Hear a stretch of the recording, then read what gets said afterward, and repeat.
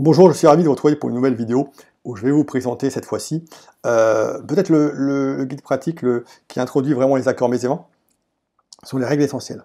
La règle essentielle, on est sur 60 pages ici. Alors, du coup, je l'ai remis à jour, hein, donc il n'y a pas longtemps.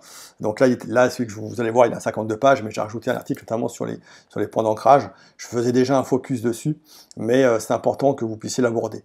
Alors, là, on est vraiment sur la porte d'entrée, vraiment la compréhension des accords mésévins. Ce qu'est un accord mésévin qui réussit, comment fonctionne un accord mésévin, comment on construit un accord mésévin, les règles essentielles à respecter pour ne plus se tromper déjà en matière d'accord mésévin, pour ensuite se donner la chance de s'ouvrir la porte du succès.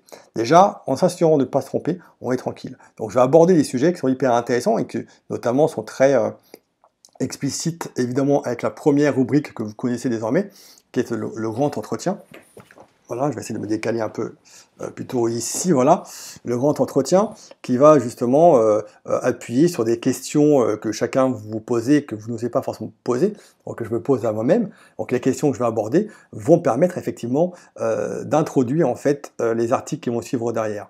Donc ça apporte un premier éclairage important. Donc le type de questions que je vais poser, par exemple, c'est Emmanuel, tout d'abord, comment devient-on un expert S accords mésévins?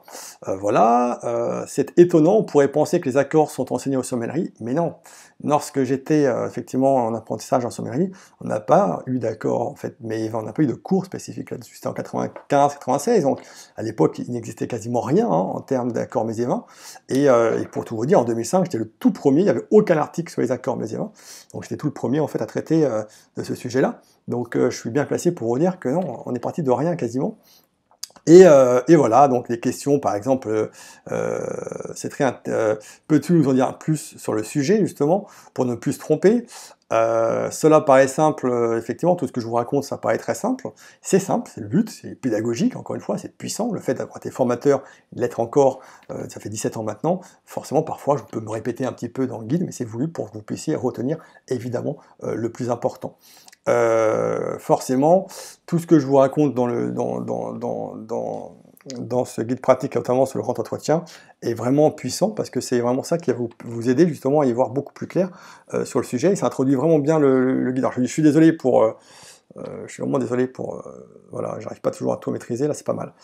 Voilà, après on va avoir effectivement la notion de point d'ancrage où je fais effectivement un focus important dessus, c'est quelque chose qui est très important, donc personne ne parle, donc ça je vous explique justement comment ça fonctionne, ce principe-là, et après on déroule avec des nouveaux articles justement, voilà, les règles à respecter évidemment pour commencer, et ensuite un article très important que vous ne voyez pas, mais même pas sur le blog d'ailleurs, c'est les interactions entre les saveurs, voilà, il faut connaître ces interactions, hein. Ah, le sel, le poivre, les épices et tanins, est-ce que ça marche?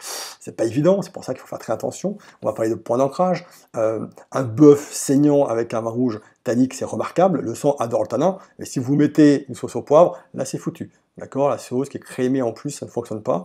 Et bien encore moins avec les épices, notamment le poivre. Là, ça va désosser le tanin du vin rouge et forcément l'accord ne fonctionne plus. C'est là qu'on voit l'importance des points d'ancrage et aussi de connaître les interactions entre les différentes saveurs, entre le plat et le vin. Donc là, tout est bien expliqué, hein, c'est assez clair. Voilà.